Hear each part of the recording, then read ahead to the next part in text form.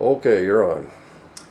And like I was saying earlier, was that we were Look, on. don't say like we were saying earlier. We're going to assume that you're just keep Okay. going. Okay, so you can go. And so we're at the graveside of Joseph LaFlèche, Iron Eye LaFlèche, and Suzette LaFlèche, and out in Bancroft. And so I'm talking to the tribal consultant, linguist Calvin Harlan, and he and I were just having a conversation, and the wind picked up, and out of nowhere we could hear singing in the wind, and it just for a couple of seconds, and I turned to Calvin, he turned to me, after we kind of looked at each other at the same time, as if to say, "Did you hear that?" And it just I mean, I take those sort of things as blessings, and it's true story, and it happened yesterday, probably around this time, because we wrapped before lunch there, probably around 10, so maybe around this time yesterday, and it was raining, we had weather, but it wasn't raining there, and so a couple of good things that, in my opinion, that are good signs of things that supposed to happen. How did it sound, or do you? The actual sound, we Omaha people sing in a certain way, and it was like, hey hey and it was as quick as that, but it's unmistakable when you hear it, and so it's not a natural sound of nature, and it's very surprising when it happens that way. So does it? Are there words? I mean, does that There are convey words. convey that Yeah, anything? our songs are made up of words. They tell stories, and but it's just the overall sound, the overall essence of the rhythm or the vocal that I heard, and Calvin as well, and we. It's odd because two people heard the same thing at the same time, Yeah. and so that's what happened. Let's go back and let's go into your background, and then what you love about, or why you want to play Joseph Iron Eye LaFlèche. Yeah, my background is born and raised on the reservation there. Born in Winnebago, Nebraska. That's the closest IHS clinic. Born in 1966, raised there. Did all my went to school there. Raised. Can you start again? Because you're saying there, but people don't know it's the Omaha. They might think it's the Winnebago that you are. So let's start again. Born there, born and raised, and No, wait. Where's there? I've got to tell. We're not. We Well- can't assume they know. in Macy, Nebraska. Okay, let's start again. Okay, I was. Born and raised in Macy, Nebraska. Went to school there, and left in 1985.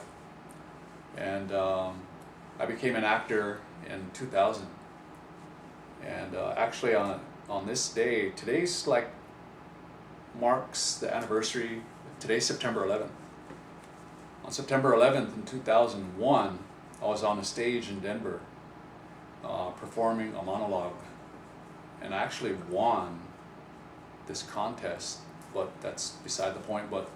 And that's a little bit about my background of being an actor, and so on this day in 2001, that's what I was doing, and I was actually on stage, and so but yeah, that my background, traditional powwow. I'm a traditional dancer, and if every male Omaha is either a grass dancer or a traditional dancer, and those are powwow styles that happen in the powwow arena, and so, but yeah, that's my background there, and my What are some of the films you've been in, and who with?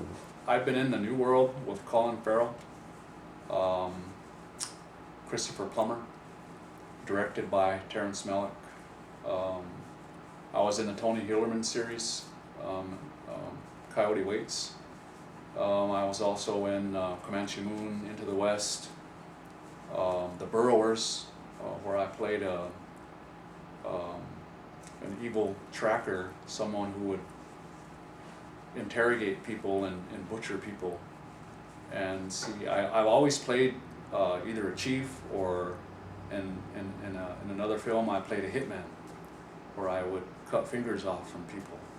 And so I have that look to play these parts, and so I wanted to step outside of that. And what is compelling to me is the part of Joseph LaFleche, and his being a father to children, being a leader to a tribe, being someone who prepared you for the oncoming flood of Europeans that we would have to somehow coexist with in a different world that they were bringing. And so this was foreseen by the chief, Big Elk, and he wanted this for the tribe. And Iron Eye was able to provide that, and to his daughters who were very famous at the time, but I don't think planned to be, but sometimes life just takes you to things. And so I'm excited to be a part of this. I'm excited because this is a historical thing that needs to be told, and people need to know about this. And your grandmother, can you tell me a little bit about her, and that's part of your why you like to be part of this? Well, my grandmother, very traditional. She was a special person, not necessarily a medicine woman, but she passed away in 1993, the age of 81. But she never spoke any. She never really felt comfortable speaking the English language, and in fact, myself and the tribal consultant Calvin Harlan, consultant to this movie, Bright Eyes, we were talking about that, and the loss of culture per se, with language and those sorts of things. And so all the elements all the spiritual elements were in place, I guess, and that this is something supernatural that happened. But my grandmother, she was very, very prominent in the language, and she's missed. She would honor this today. She often told many stories of Iron Eye, and those stories are just fresh in my mind, like it was yesterday. And so it's very important to me. So here you have someone, your grandmother, who told you about Iron Eye, and your name. Could you say your name and what that means, and how kind of a coincidental that is for this movie too, I would think. Yeah, my name is Nudahanga. Nudahanga in syllables, and it means that I'm a chief. You're gonna be playing a chief. Yeah, I'm a leader. And in other films, and I've probably appeared in 15 different films. Probably 10 of those films, maybe 9. I've always been affiliated with either a warrior on a horse or a chief, and so I wanted to step outside of that. And so this is compelling for me to be able to portray this, and so I'm very, very grateful to be a part of this. And my grandmother's stories, it could be considered legendary with some of the stories that she told to me.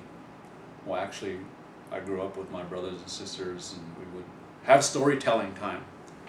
Native Americans have been telling stories for many years, and this falls into that. And so we're going to tell the story of Bright Eyes, and I'm excited to be a part of it. Right.